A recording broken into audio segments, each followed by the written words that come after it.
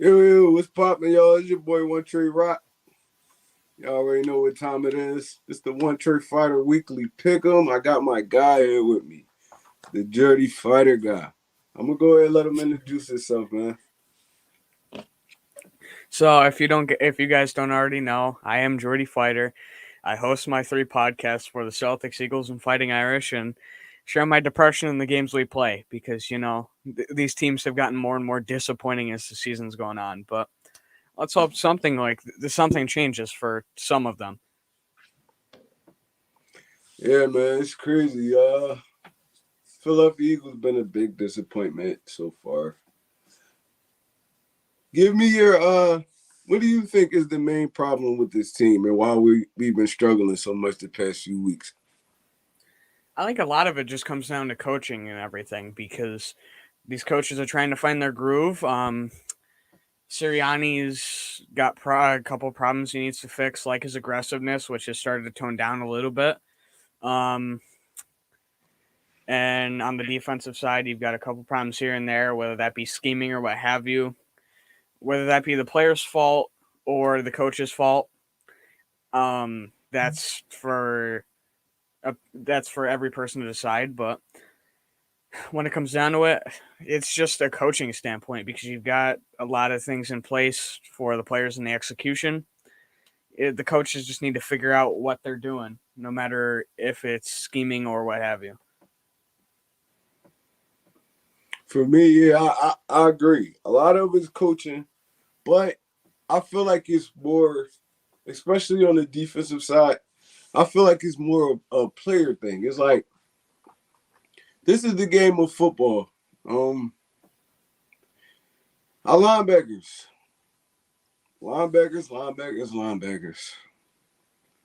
I feel like we got one of the worst core of linebackers in the NFL right now, bro. It's like they play with no heart. They're not physical. Can't get off blocks.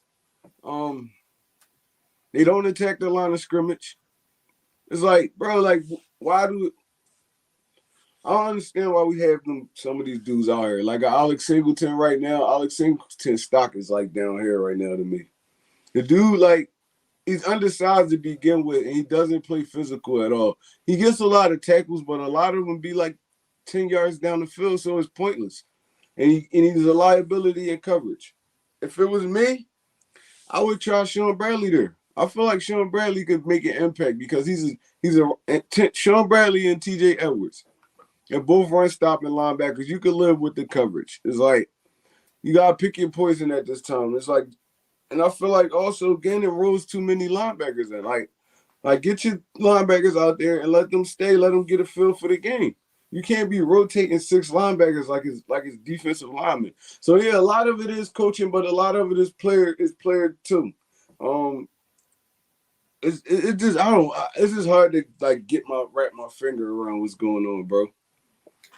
Yeah, and you mentioned Singleton, and he's taken a step back in terms of pass coverage, something I didn't expect because he went Mm-hmm. from playing alongside Nathan Gary, and with how I am with Nathan Gary, I'm not going to say anything bad at this current moment as much as I want to. And you're upgrading with Eric Wilson, who's also been kind of a disappointment for what he was advertised as a coverage linebacker. Mm-hmm.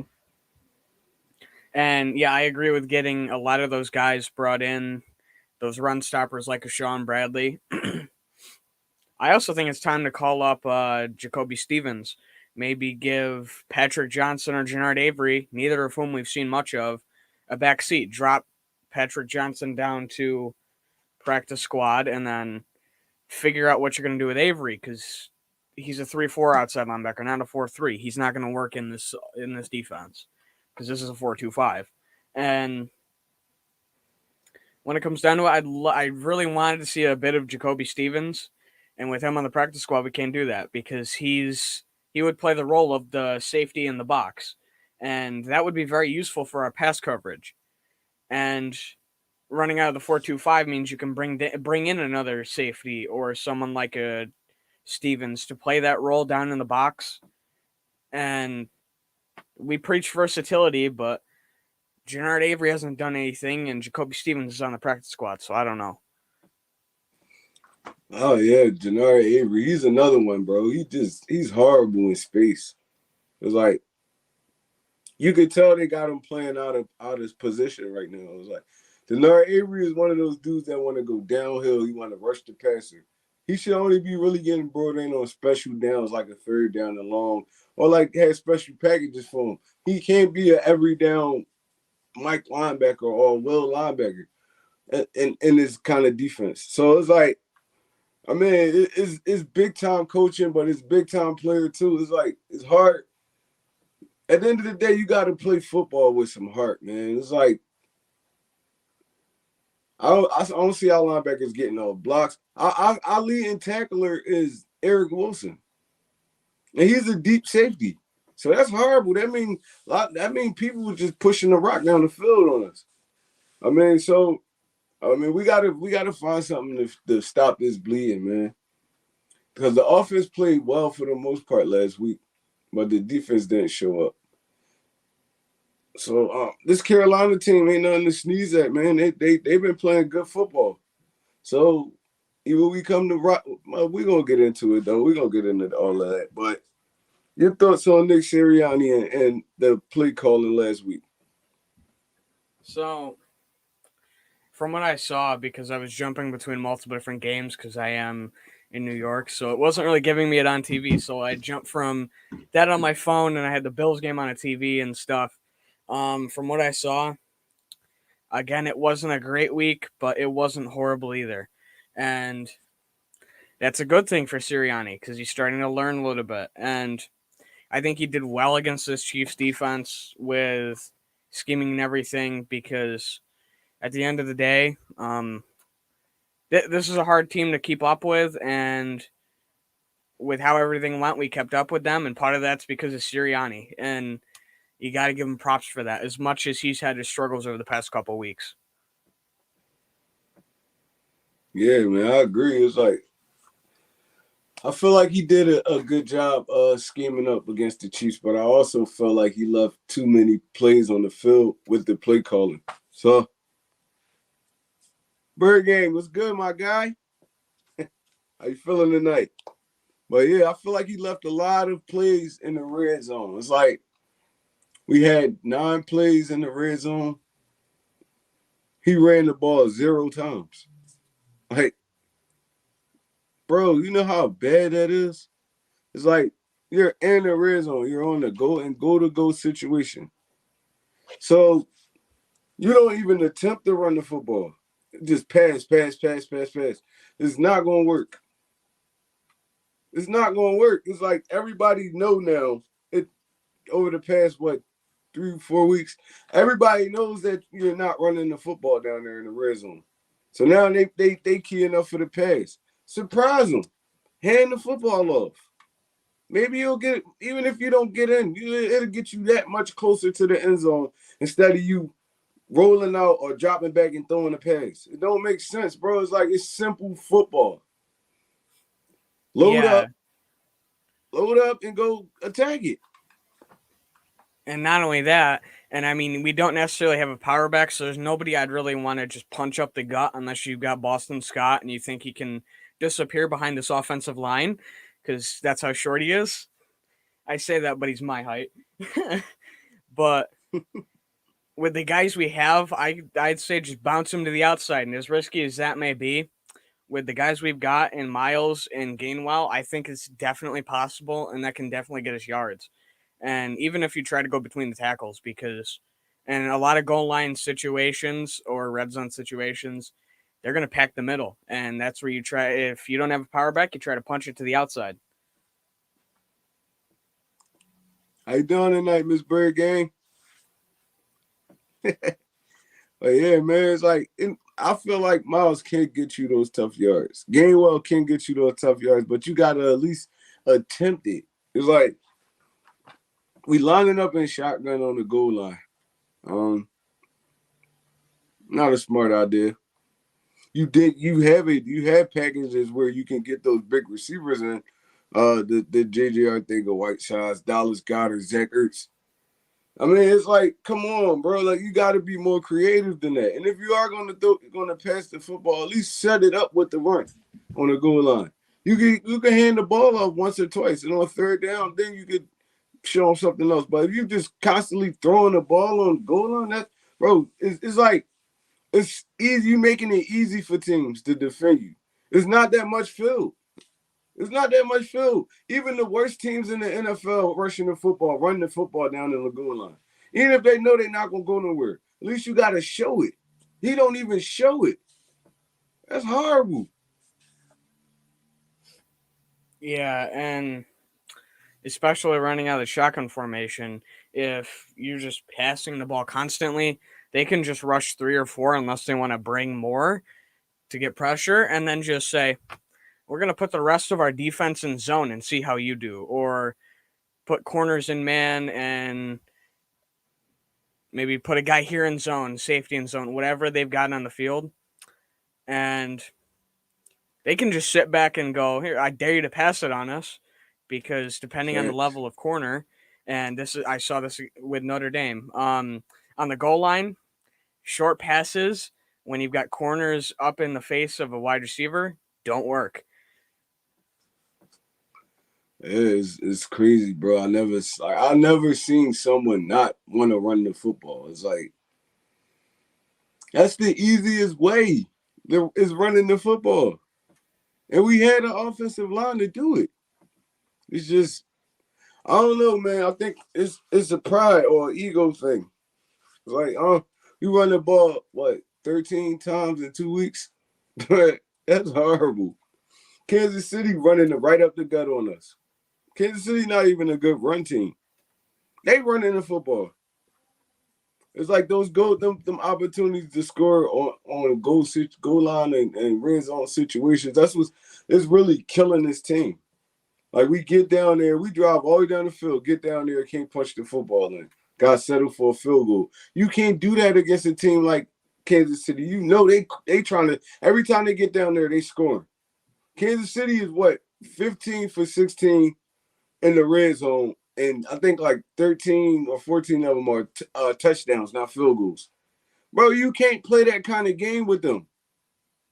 You can't do that. Like I don't get it, bro. I don't get it. I mean, maybe somebody can explain it a little better than me, but from what I'm watching, it feels like Nick Sirianni he's stubborn.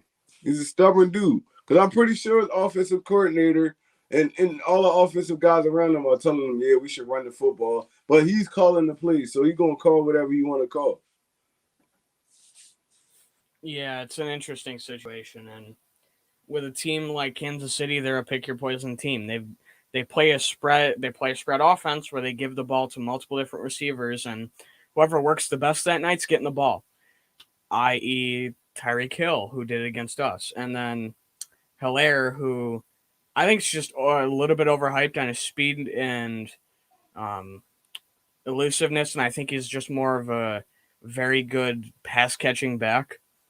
Still Yeah. burned us for over 100. Mm-hmm. So when that happens, you've got to be able to score. You can't leave any points on the board, and Sirianni left points on the board. Left a lot. He's been doing it the past few weeks. He's been leaving points on the board. I mean, leaving points on the field. It's just frustrating, bro. It's like I know this team. We have the talent to be a good team. It's just we in a funk right now, and it's just like these young coaches. I don't feel like these young coaches are gonna pull these dudes out of that. I know. I'm pretty sure everybody likes them. They love Gannon. They probably love Nick Sirianni, but at the end of the day, that has nothing to do with winning football games. It's like you gotta be physical. Gannon can help that out with. I mean, he can send his linebackers. Come up with some exotic blitzes. Not instead of just sitting back and waiting to get attacked. It's like our linebackers, they don't attack the football. They sit back, all right, trying to read it. By the time they read it, the offensive lineman already up or blocking them. It's like, come on, you gotta react a little faster than that. You gotta attack the line of scrimmage in the run game. If they do throw a play action, so be it. They do throw a play action, so be it. You can't let dudes dink and dunk you all up the field running for first downs at the first down at the first down. It's like our linebackers just confused. It's like, oh, they running it. No. It's like they all play the pass. They don't play the run at all. Do you feel like this team can turn this season around? Yeah, I think we can because we've got an easy second half of the schedule, I'd say. I say half loosely because I don't have it pulled up right now, so I don't know the exact week, but it does get easier as the year goes on in terms of the stretch. And at the end of the day, as long as Sirianni's play calling starts to get better, the team starts to execute a little bit better, and the coaching figures out some things, and the players figure out what they need to do, and holes are filled, whether that be by injury or what have you. I think this team's going to be better by the end of the year, just based on the fact that the injuries should slow down, and players should find their place, whether that be our linebackers, receivers, whatever. And by then, the coaches will have more play calling experience and hopefully put that to use. I say hopefully because you never know with this team. Facts. All right. It was a little breaking news earlier. Jaylen Smith, he's available right now. He got cut by the Dallas Cowboys earlier. If you're Howie Roseman and the Philadelphia Eagles, do you pursue Jaylen Smith? No. And he would be a Band-Aid on an open wound. And that's what Steven Nelson is. I think it's better to develop what we have because we've got a few young guys with Taylor, Bradley, Stevens if he ends up getting called up at some point, and Johnson. I'm probably forgetting somebody. So with the young guys, and TJ Edwards, with the young guys in the room that aren't necessarily getting the big time, I think it's time to let them get time a little bit here and there and just say, well, if it works, it works. If it doesn't, it doesn't. Because at this point, whether you do or you don't, there's going to be what if on the table. So you may as well. And as much as I'd like to have a Notre Dame player on the roster and have Jaylen Smith here, there's a reason he was the one that was let go besides money. And I don't think his play's that great against the pass. I've never been 1,000% sure about him on the run or against the run game. I'd have to see what he'd look like in Philly. So this is kind of one of the moves of you put a Band-Aid on an open wound, and while yes, that may help, he's not going to be an answer for the future. He'd only be an answer for the now, and with how the team looks, I'd rather figure out what we've got for the future. So if one of the guys doesn't work out, like a Taylor or a Johnson or somebody, you know now instead of later, and you can account for that. And with how the way this season's going, we may as well, because look how well the Steven Nelson deal worked out. I agree. You got to see what your young linebackers got, man. I don't understand why these dudes not on the field more anyway. It's like Eric Wilson. We hyped him up all offseason. Dude looked like a below average linebacker to me, man. He doesn't play the pass well. He doesn't play the run well. He's just out there just like all the other linebackers. He's supposed to be the veteran in that room. He's just out there like the other linebackers. He has no leadership. I don't see him he has. I don't see the leadership enough in showing up. Our linebacker core right now is our weakest position, and it's been like that for years. I thought it would be a little better this year, but it still looked like we still like the same. In fact, when Jim Schwartz was here, our linebackers actually played the run well. They just used to be getting killed in the passing game, but now it's the opposite. We can't play the run at all. It's like, I mean, I don't know how to explain it, bro. It's just crazy. Like, I'm sitting there, I'm watching the game. I had to rewatch it. I'm like, our linebackers, when the ball snap, they don't even move. They just stand straight up and try to see where the ball at and then try to attack it. It's like, there's no like linebackers don't have no kind of scheme. They like, I don't know, bro. It's like maybe we'll get a little bit better. Maybe they're still trying to learn Gannon's system.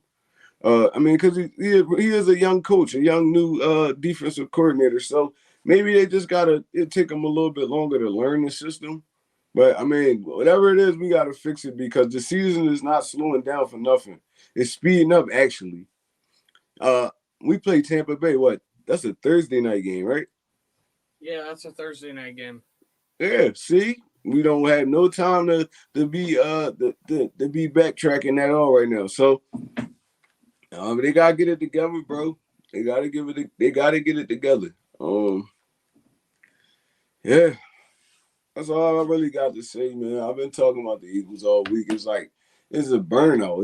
I'm getting burnt out a little bit now. It's like we keep seeing the same thing week after week after week.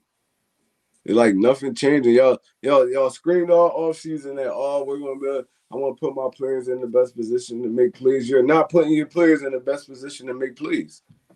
You're not. I want to see Milton Williams a little bit more. As we drafted him, you got Barnett on the field X amount of time. I want to see Milton Williams go out there and probably be that could play that defensive end. Or he could slide in the D tackle. Fletch not really giving us nothing. He's not really giving us nothing, bro. I don't even think he recorded a stat last week at all. He did get double teamed 73% of the time last week, though. Yeah, but he's been getting double teamed his whole career, though. But now with Graham out, a lot more of the focus is on him because teams would game plan for him and Brandon Graham. With Brandon Graham down, they're only going to game plan for him because eventually, with Hargrave alongside him, eventually Hargrave's going to slow down, and the wear and tear of the season is going to weigh on him, and then it's just Fletch. So, I'm still a big Fletch fan too, though. That's my guy. I've been taking up for him all season, but he got to do it. I understand he getting double teamed, but he got to do a little bit more, man. I've been seeing him move Fletch out the way and everything. I'm like, this never happens to Fletcher. This never. But Hargrave's been going off, though. I ain't gonna lie. He been going off. But like you said, he's gonna wear down eventually. And that's when Milton Williams gonna step up. That's probably when we need to see some more Fletch. Or our DMs got to step up. Josh Sweat got to step up. Barnett got to step up. Kerrigan got to step up. These dudes got to take more accountability, more leadership on this team, bro. It's like, but I was saying the whole offseason, I was like, I'm taking this season week by week because I knew it was going to be growing pains at first. We wasn't just going to come out like gangbusters and just be blowing everybody out.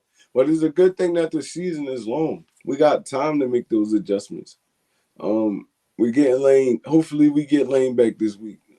Whatever personal issue he was dealing with. Brandon Brooks is going to be back eventually. Malata is going to be back eventually. They both been like practicing a limited amount of snaps in practice, but hopefully we start getting these dudes back, man, and the season turn around at the right time because our next few games is nothing to sneeze at. Like I said, we still got to play Las Vegas, Tampa Bay. What else we got? We got Carolina coming up. Damn, who's after that? We still got to play San Diego. San Diego look good. It's like this schedule is not weak. Maybe later on in the season, but this stretch right here, this is a monster stretch, man. Yeah, and when it comes down to it, I think this is going to be the couple weeks that teaches this coaching staff the hard way. And then they go into the easier portion of the schedule, like they should at least, we learned our lesson, we know a lot of what we should be doing. We did a lot of trial and error, so let's see how this goes with our new and hopefully improved offense. Thanks.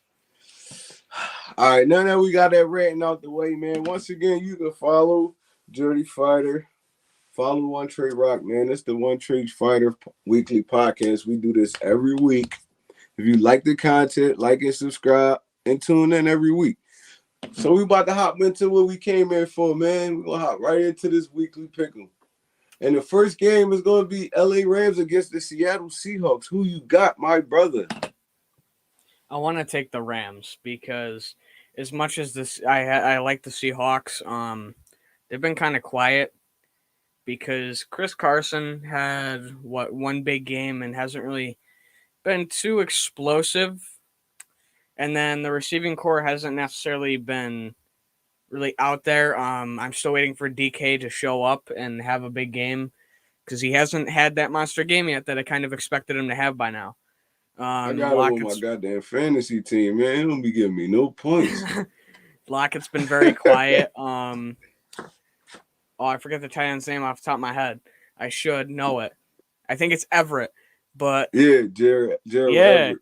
Everett's been kind of quiet. He did have one good week, but other than that, he's been very quiet. So this offense has been very quiet, and when it comes to facing the Rams, they're no team to sleep on.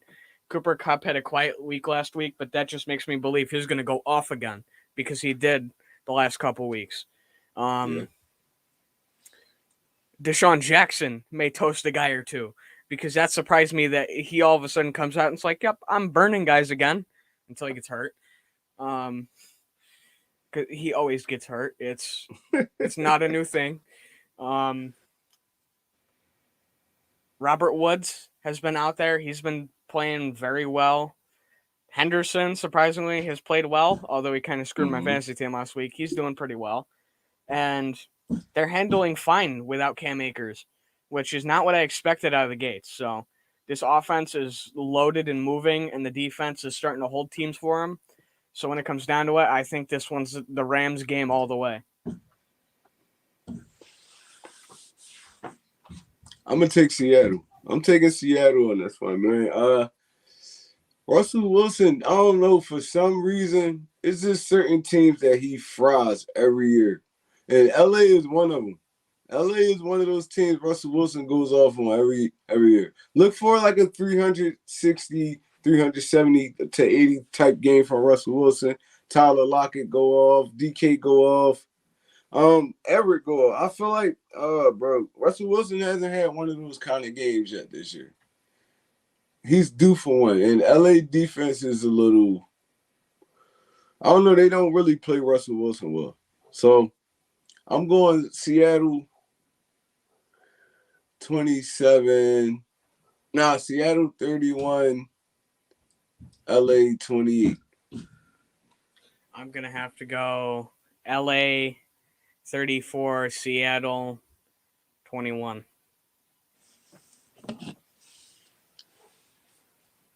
Let's get into the Sunday slate of games then. We're going the New York Jets versus the Atlanta Falcons in Atlanta. Who do you got? Honestly, this one's tough because the Jets actually showed up last week. Who would have thought? And beat Tennessee, yep. Yeah. You can't see my face, but I did an expression of surprise there. I remember I had turned off the Bills game and turned on that game. I'm like, wait, the score is what? Because I didn't expect them to be in the game, let alone go as far as they did. And I think riding the high after that, I think this could be another week where they just cruise before they go downhill. Atlanta has shown they're not really there at all. They're just there so they don't get fined at this point. And I think they're going to be one of the front runners for the number one pick this year. So when it comes down to it, Ryan's not really doing great getting the ball to Pitts and Ridley and Gage. Their defense looks like Swiss cheese. And if the Jets continue like they have been, it'll be easy work for the Jets.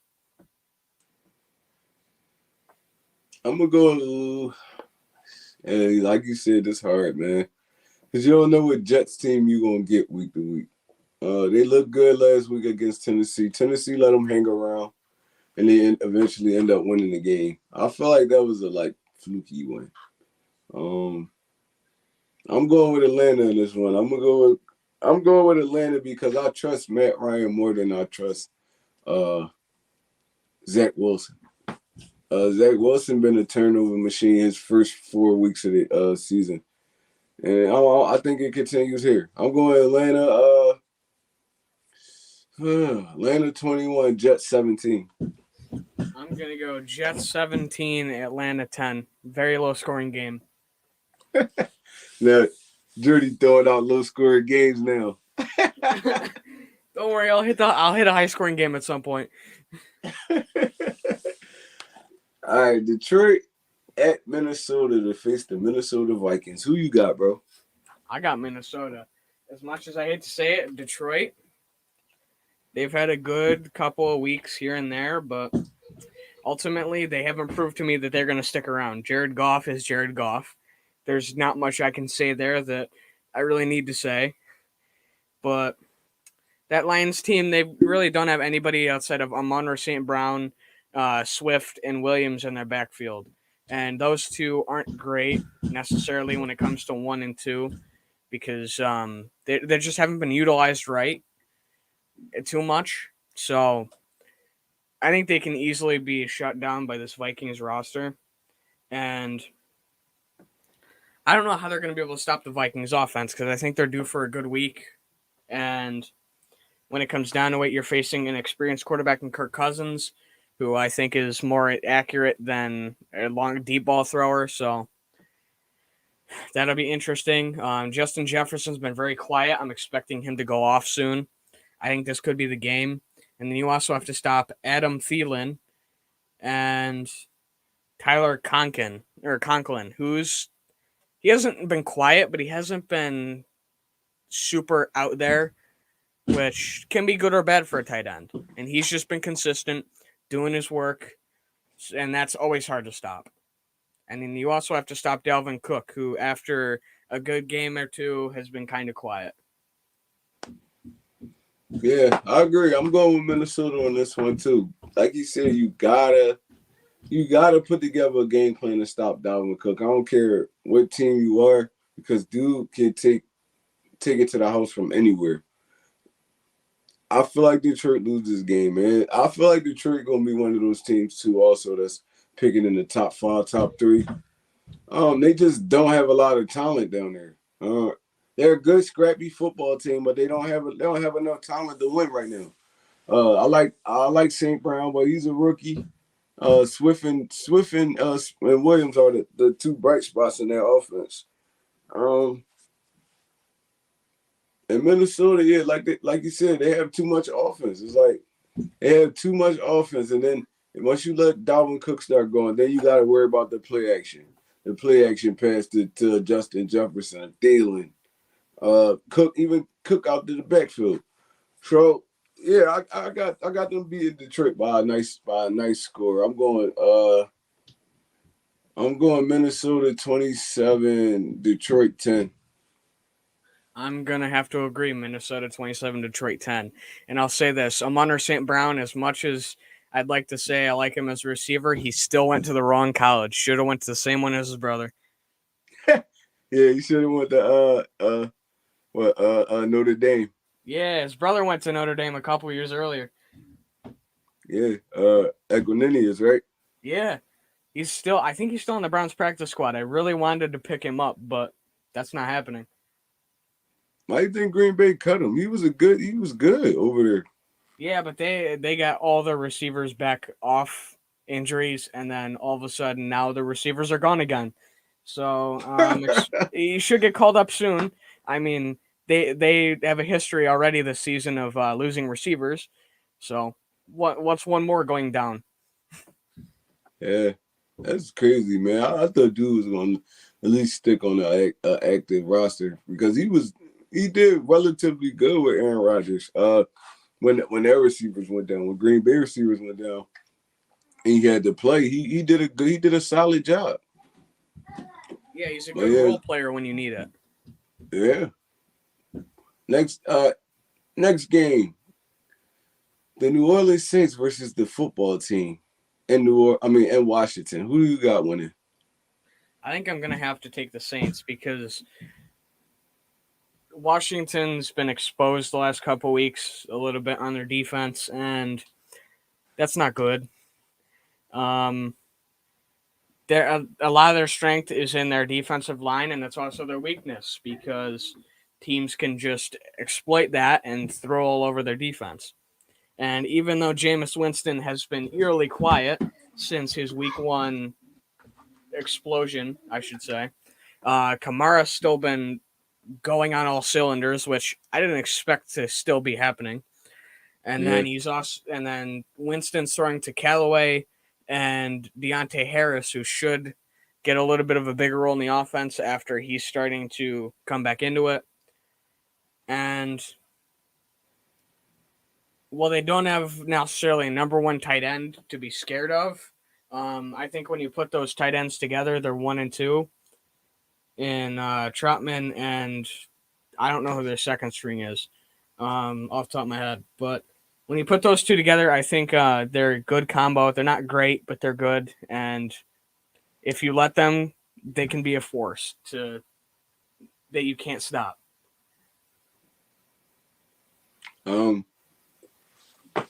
This is a hard one too, man. New Orleans lost a heartbreaker last week to the Giants at overtime at home. So it's like either that can even make you or break you. Like losing those kind of games can even make you a better team, stronger team, or you could fall off because the way they lost, they was beating the Giants, actually beating them, I think, by like 2 touchdowns in the fourth quarter, and came back and lost that game in overtime. So I don't know, man. It's like I'm not really. I don't really fear the football team. It's like, what do they really have to fear? Tyler Heineke's not going to beat us. They have like a nice amount of weapons around them. I like the Brown number 2 from the rookie. I like him. He's a big fast receiver. He could go over and win those 50-50 balls. And I mean, he got the quickness and speed to catch it and get up the field. So, I mean, I already know about Terry McLaurin. Man, McLaurin is a beast. I love the guy. I love Terry McLaurin. Logan Thomas, he been up and down all season. So it's like the matchups really favor each other. So I feel like this is gonna be a good game. It's gonna be like a mid to high scoring game, like in the 20s, in the high 20s, probably early 30s. But I'm gonna get us one in New Orleans. I'm gonna go New Orleans 34, the football team 27. I'm gonna go New Orleans 41, Washington 27. Jeez, they're gonna drop a 40 piece on them, Jordy. I like my high scoring games. What can I say? I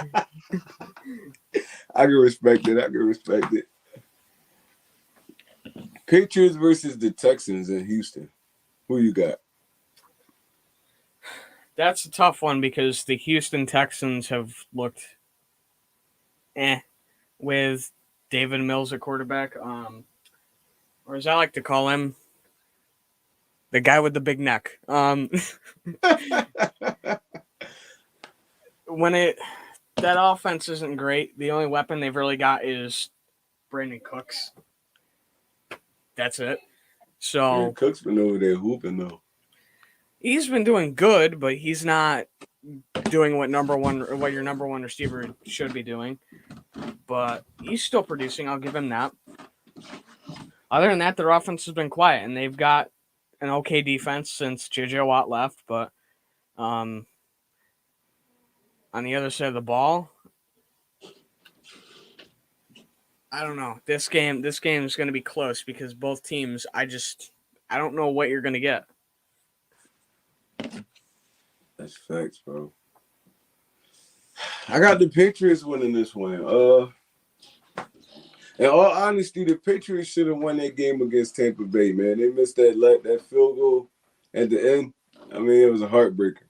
But I feel like they should at this point in the season, they should be 2-2 right now. They should have beat Tampa Bay last week.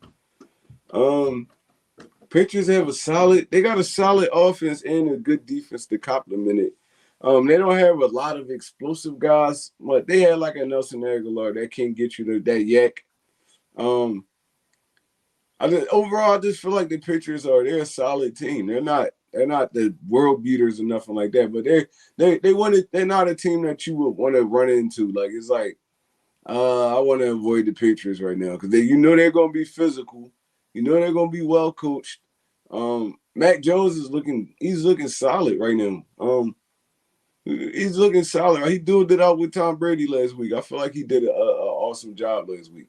So at the end of the day, I don't feel like Houston has enough to beat this team. I'm going Patriots 21, Houston 10. I'm gonna go Patriots 17, Houston 13. I like that. Miami. Oh, this is gonna be a horrible game. Miami Dolphins versus the Tampa Bay Buccaneers in Tampa Bay. Who you got winning? I don't even got to ask you that, but who you got winning? That's easy. Because Miami, now going into the season, I was like, they're young, and while they may be inexperienced, we should expect some good out of them. I don't know what I was thinking because I don't see anything in Miami right now. All I see is a wasteland. So yeah. Tua's performing okay. I don't know if it's necessarily the level he was at last year, although I haven't done deep research on that, so don't quote me on that right now. Or if he goes off in the future, but for the offense that they have with Gesicki, Fuller, guys like that, they're not producing very much. And their defense. Tua hasn't played the last two games. It's been Jacoby Brissett. Why do I keep thinking Tua's been playing? But that's part of the factor. But the other thing is they have kind of been quiet all season with or without Tua.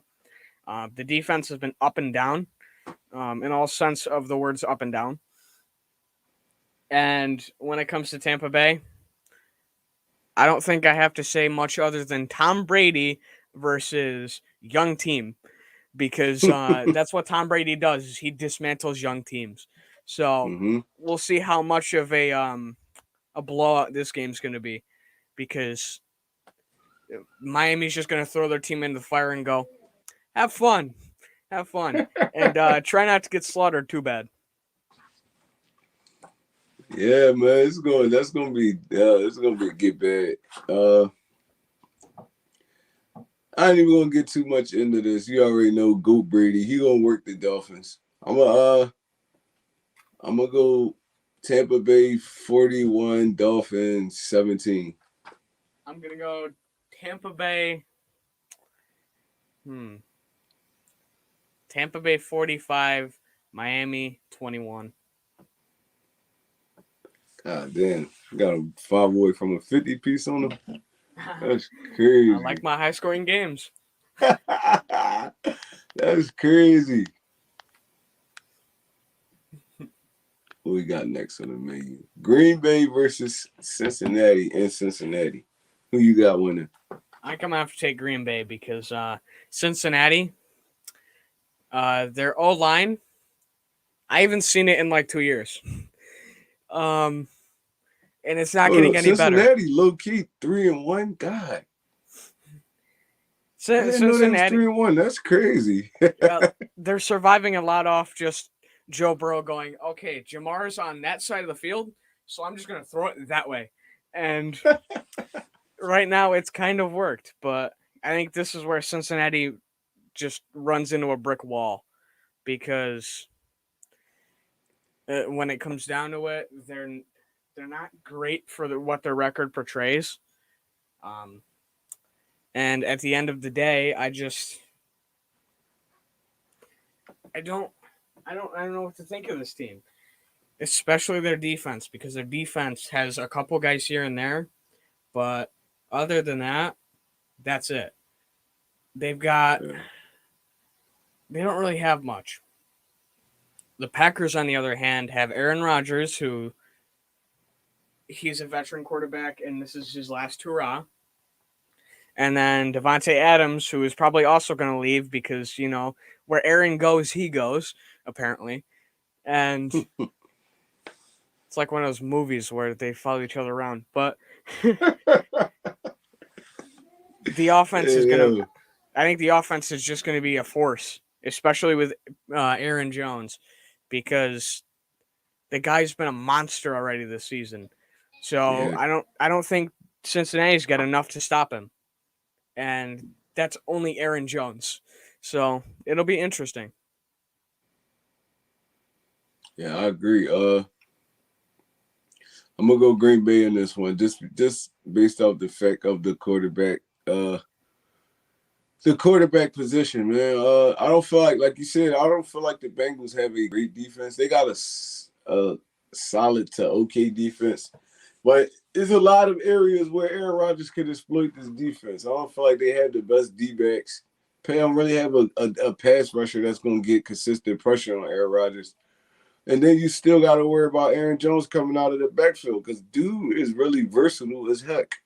He can catch, he can run, he can block. He's one of the best backs in the league right now. I think he's kind of underrated, if you ask me. They underrate Aaron Jones just because of who his quarterback is. So, because he does so much for this Packers offense. So, yeah, at the end of the day, Cincinnati it's going to be. I think it's going to be a shootout because I don't feel like Green Bay's defense is that great either. I done seen dudes put up points on them. So, Joe Burrow is one of those quarterbacks. He's not scared at all of any moment. He will throw the football. So, it's going to be a high scoring game. I think it's going to be 28-34 Green Bay. As long as Cincinnati doesn't throw Jair Alexander's way too much, I'm gonna say Green Bay. Green Bay 31, Cincinnati 28. I like it. I like it. I like it. That's one of the games I want to watch, to Yeah. be honest. Packers and Bengals. It's going to be good, I think. Broncos versus Pittsburgh at Pittsburgh. Who you got winning this game?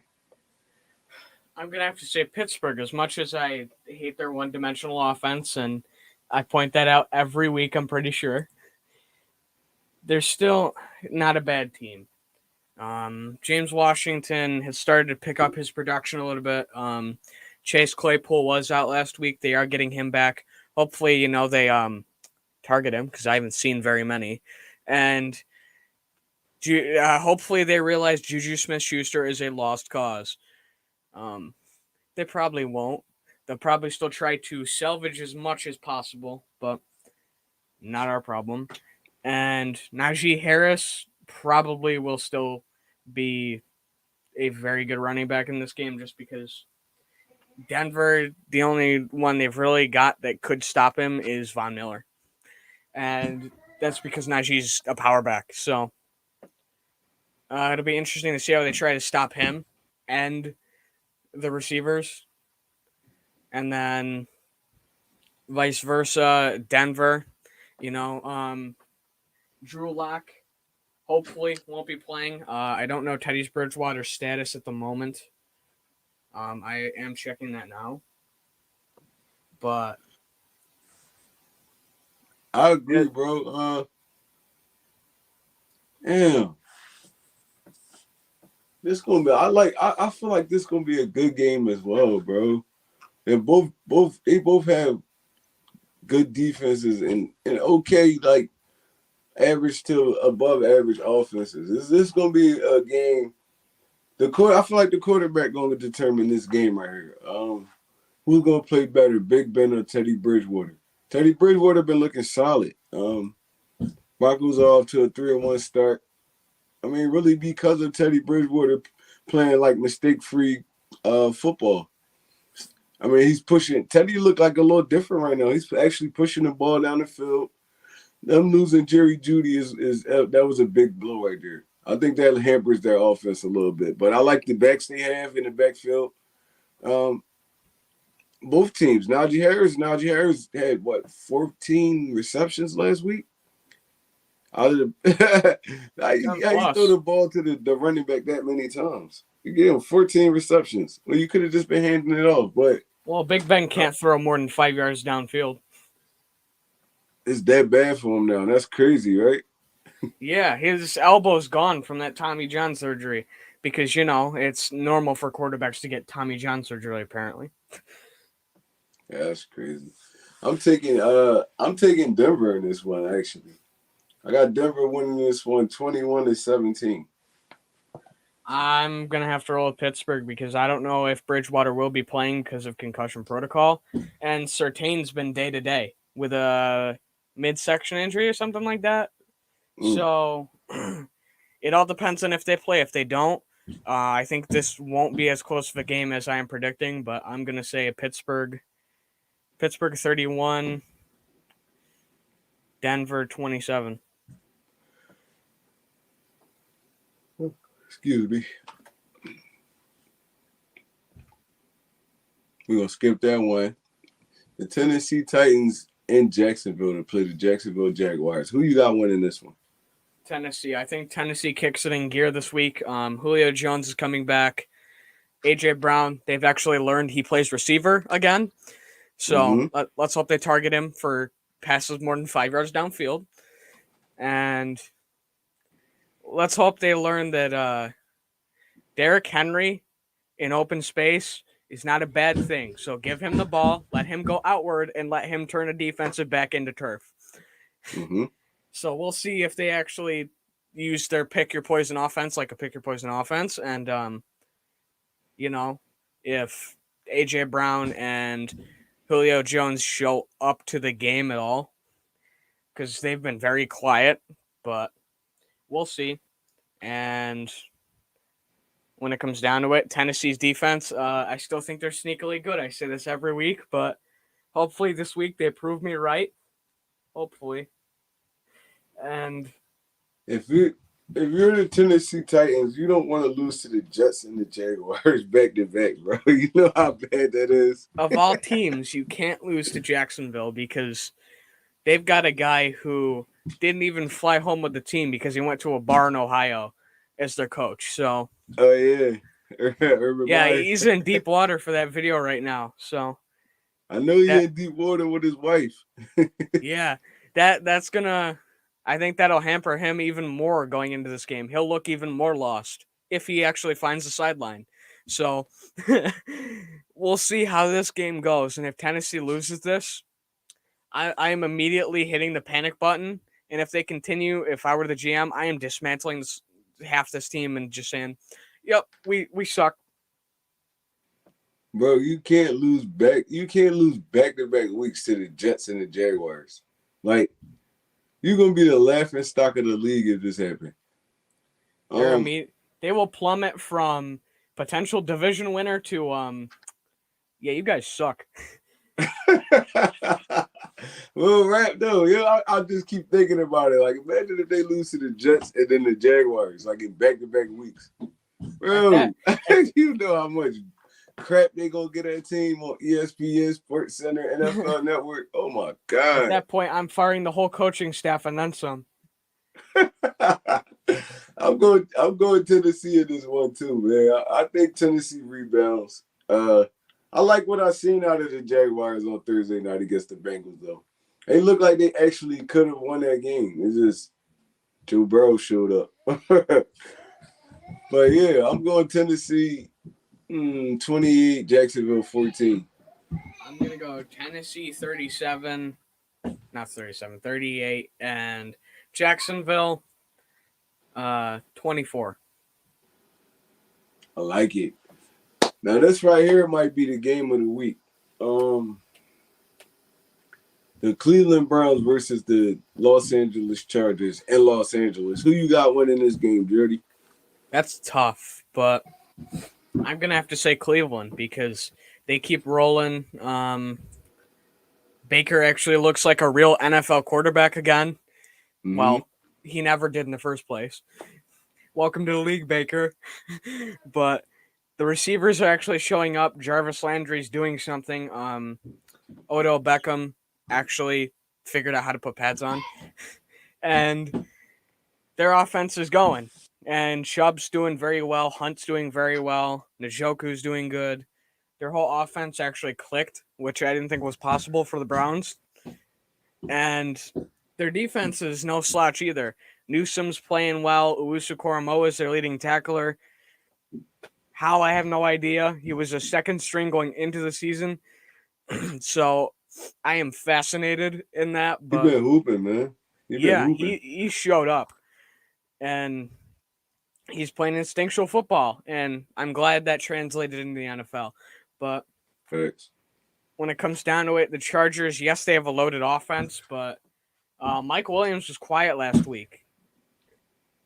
Allen was quiet last week. Herbert was trying, but that offense just wasn't moving the greatest. And Allen especially was very quiet, and that's not usually what he does. So that worries me a little bit. But I think it's just going to be a shootout, and it comes down to whoever's defense doesn't show up or whoever's receivers don't show up. And at the end of the day, I think the Browns just get out of this with a win, barely. All right, for me, I feel like the Chargers played well against Oakland. I feel like they really like dominated Oakland. Um, Justin Herbert is a monster, man. I love this dude. He can run. He got a cannon for an arm. He's accurate as heck. Um, it's just like dude is like the perfect prototypical quarterback. Like he's what 6'5", 6'6" in that range, 220-ish pounds. I think like 215 at the most, probably 215, 220. But he got a cannon for an arm. He can run out the pocket, scramble, extend the play. And then he's super accurate on his deep ball and stuff like that. So I think Justin Herbert going to be one of those dogs in this league, bro, for like years to come. Cleveland. I feel like this is going to be a high-scoring game. This is going to be a high-scoring game. Like, one of these teams is going to touch close to 40. I'm gonna take the Chargers in this one though, man. Just because I got so much faith in Justin Herbert and what they doing on that offense, man. It's like it's blended perfectly. Eckler could give you the receiving out the backfield and the running. It's just so like their offense just looks so fluid at times. So, but Cleveland has a dog defense, so it's tough. It's tough, bro. I'm gonna go San Diego 37, Cleveland 34. I'm going to go Cleveland 35, or no, Cleveland 38, LA 35. I like it. I like it. Chicago versus the Las Vegas Raiders in Las Vegas. Who you got winning this game? This should be the Raiders game. The Bears aren't that great. Justin Fields is starting again. He's now throwing to a trash can and a Walmart worker. And then he's got Cole Kmet at tight end, one of their like 18. And then David Montgomery, who hasn't shown up in like 3 weeks. So it's going to be interesting how their offense and defense does with absolutely nobody. Allen Robinson, I don't think he's really shown up this season. We haven't seen him yet, and I don't think we'll see him for the rest of the year because he doesn't look like he's actually been out there. He just looks like he's like, oh, I wonder how bad we're going to lose this game. But the Raiders are rebounding off the loss last week. Josh Jacobs was not 100%. I think he was mostly good because they didn't pull him because of stiffness. But I don't necessarily know if it was the way they ran him or the way he was running. I think it was a mix of both that he didn't produce on a good amount of carries, 10 to 15 probably. It might be a little bit higher. I'm not sure. I know he got 10 plus, but Kenyon Drake, they gave him one touch, which, come on, guys. Why are you giving Kenyon Drake one touch? I want to get the ball in his hands whenever I can. He's explosive. Yeah, he's your receiving back, and he can jump into open space when you need him, if you need him at running back. So why not use him? And I don't get it. I don't know what's going on in Oakland right now because they all of a sudden just didn't show up. But, I mean, they didn't give touches to him or Peyton Barber, who is their third string. So I don't know why they gave them all to Josh Jackson. It didn't work. So they got to scheme better next week. If feeding Waller, Ruggs, and Renfro is going to continue to work, why don't you just do that? And then give Right. Kenyon Drake a couple passes or runs out to the outside and then just go, here you go. Here's your couple touches for the game. Because Josh Jacobs isn't 100%. And Peyton Barber is going to miss, was estimated a couple of weeks with turf toe. So it'll be interesting. But I don't know. Hopefully they don't play down to the competition. Hopefully. Because this was going so well. I said the Raiders would be good this year.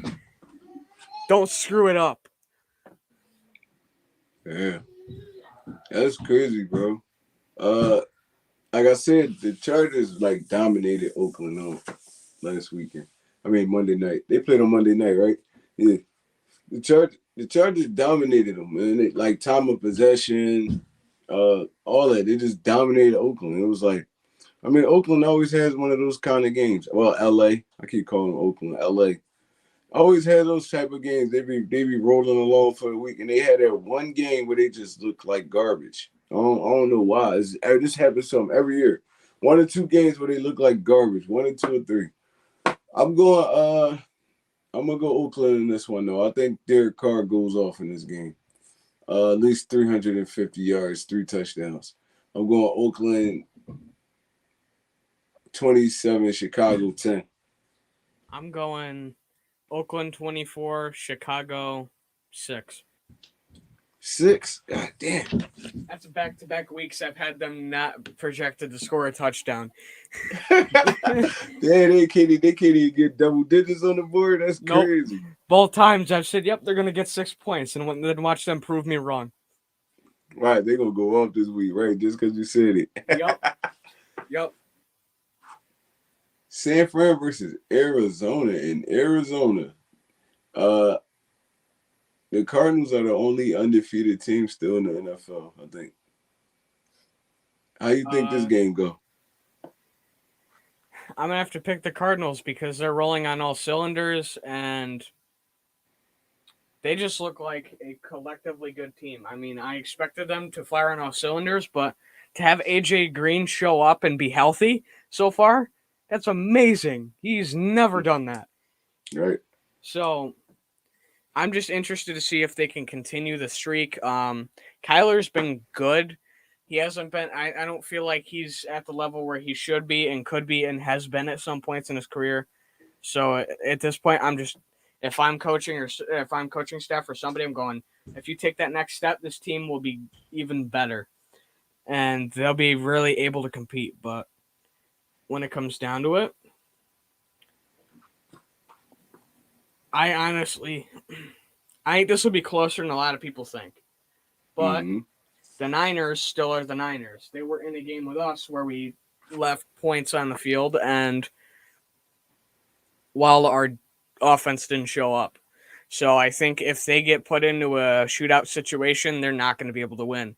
They don't have enough to be able to win, and Jimmy G is not going to be firing deep shots all game. Trey Lance, I think, can. You got to see it at an NFL level before I can say yay or nay.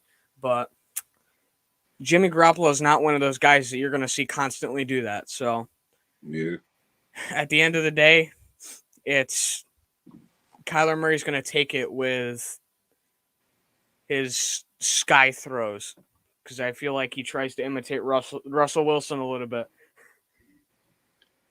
Kyler Murray, man. Kyler Murray could throw that rock though. That's crazy.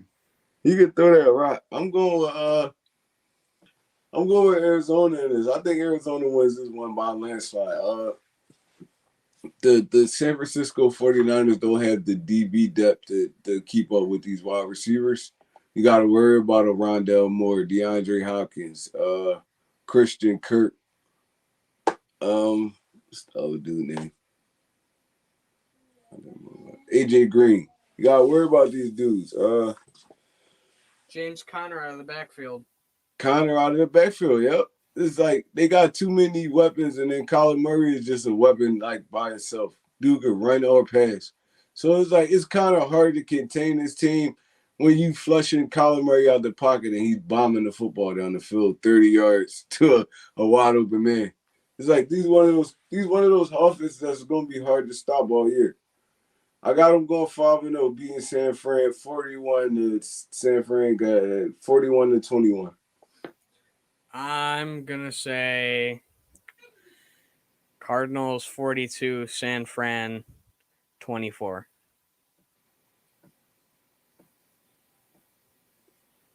Bro, that's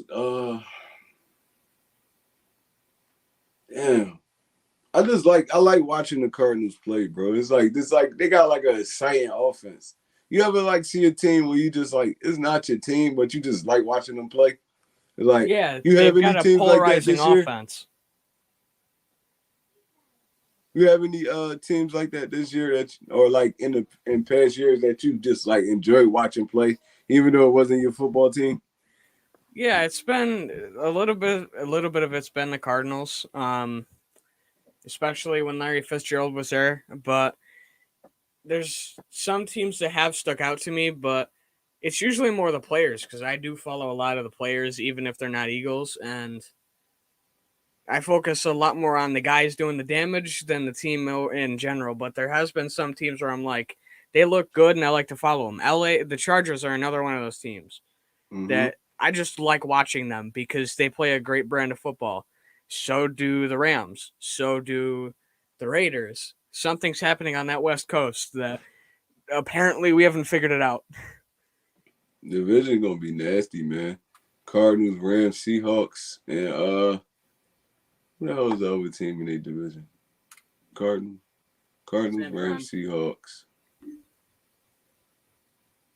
San Fran. God damn, who the fourth one in their division? Niners. Niners, yep. I'll be forgetting about the Niners. I feel like the Niners the worst team in their division right now. That's not a hard thing to be when it's the Niners and they get everybody injured every year. Yeah, they lose a lot of folks and they lose them in bulks. It's like they never just had one injury. Once one guy get injured, then it'd be a domino effect. Carson was like, "Here, take the injury bug because I know you guys need it too." All right, man, we got both our division rivals, man, this week. 425 game. The New York Giants versus the Dallas Cowboys at Jerry World. Who you got winning this one, bro? I got the Cowboys. It'd be funny to watch Daniel Jones run for 80 yards just to get tripped up by the turf or a ghost. I don't know which one, but the turf monster. it'd be funny to watch that happen. I mean, that happened in I think it was an FCS game last week in college football, but I don't remember who it was. Someone got tripped up by a turf monster after they ran like 10 yards back. So let's hope Daniel Jones can do that too, because imitation is the most sincere form of flattery, and a lot of times Daniel Jones likes to imitate FCS quarterbacks because there's not much else to suck at besides, well, what Daniel Jones does suck at doing. So damn, that's bust up, Jerdy. You gonna air him out like that, bro? Hey, I'm just hoping he doesn't prove me wrong, because if he does, I'm gonna have to retract this instantly. But yeah, I'm going with Dallas too, man. I don't feel like New York has enough firepower to bang with the Dallas Cowboys in Jerry World. Like I said, Cowboys look like a solid football team, man. They getting a little into more towards the run as the weeks going on. I don't see a scenario where the Giants beating these dudes. I'm gonna go Dallas 38, New York 21. I'm gonna go Dallas 27, New York 21. I think this will be a little bit close, but just because they're going to hand the ball off to Zeke a lot, and Zeke's just going to take the ball about 3 or 4 yards, then run into a magical force field, and then just fall down. Because, well, the Giants linebackers may suck, but Zeke's not what he used to be either. Zeke been looking good though the past few weeks, man. He's starting to look like the old Zeke. This gonna be a good game, bro. This probably be one of the best games of the week too. The Buffalo Bills versus the Kansas City Chiefs at Kansas City. Who you got winning this one? Bills. Now, I know that was a quick answer, and this is going to be a good game. It's going to be a close game, but I have way too much belief in the Bills. That's been apparent from before the week one, and I have a lot of belief in this offense. They've picked up. They've been moving the ball very well now. They're settling into their 4 receiver sets. The young guys have been getting settled in. Their defensive line looks a lot better this year. A lot of the holes on that team have been filled. I still think they're missing Andre Roberts, who went to the Texans. He was a special teamer who can take the ball and take it a couple yards on special teams, but they're still a good team. There's still a lot of good guys on that team. Josh Allen, the dual threat. I'm still not super high on Singletary and Moss, but they got it done last week. I'll give him that. Beasley, Diggs was very good last week. It's just that offense from the first week or two has looked completely different. They're rolling, and I love to see it. I can't wait. And their defense, they've got a very good defense. I think the Chiefs are going to be in for a tough game if they can't get things rolling and Tyreek Hill gets shut down. And if that happens, the Bills are going to be rolling on all cylinders, and it's going to be fun to watch because, well, I don't have to hear Bills fans be miserable for the first time in about when the decade start 21 years ago. So it'll be nice. Yeah, this gonna be. I feel like this game right here gonna be a high scoring one, man. Oh, Buffalo and Kansas City. Every time they link up, it really be a good game every time over the past few years. So I'm going Kansas City in this one. I'm gonna go Kansas City 34, Buffalo. Kansas City 33, Buffalo 30. I'm gonna go Buffalo. I'm gonna say Buffalo 52, Kansas City 41. Damn, 52. You got it being that high, Jordan. I got him dropping a 50 bomb. Sheesh. And I can't wait to regret saying that. 50 ball though. I don't know, man. I like my high scoring games. I don't know, Jordy. I don't know, man. I'm gonna have to put that on a t-shirt. Yeah, you love those high scoring games. You do though. That's one thing, man. You don't leave nothing on the you don't leave no gristle on the bone when you picking. That's cool though. Buffalo. I already said it. My fault. Indianapolis Colts versus the Baltimore Ravens for the Monday night game, the last game of the week. Who you got winning this game, bro? I'm gonna have to take the Ravens because the Colts, they're the Colts. They're still without Ty, I'm pretty sure, and the Ravens are still looking for that big game. They're still looking for hope. And looking at this Colts team, they haven't been performing well. The Colts have just been blah. And part of that's because Carson Wentz has been doing Carson Wentz things. As long as they can continue to play him and give him 75% of snaps, I'm not complaining. He can suck as much as he wants. But he doesn't have that great of receivers, although he does have notable names. But it's not there. And Jack Doyle's been very quiet this season already, which is very surprising. I got to do a little bit of in-depth looking if it's more Doyle's fault or Wentz's fault, but it's somebody's fault. And, well, hopefully Wentz doesn't break something else because that's what he does. But hey, at least the Ravens should let Lamar cook today, or cook for this game, and well, they'll wake up from the nightmare and go, well, I'm glad that was over, because this could start them on a roll again. And Yeah. I don't know if Indianapolis can stop a dual threat, let alone the offense that they've got. Yeah, I'm going Baltimore in this one too, man.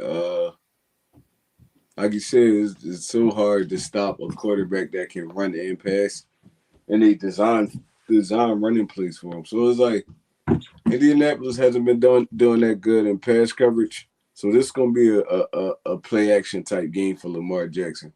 See if you could get one of your wide receivers, your speedy Marquise Brown or one of those dudes, running down the middle of the field open or the sideline.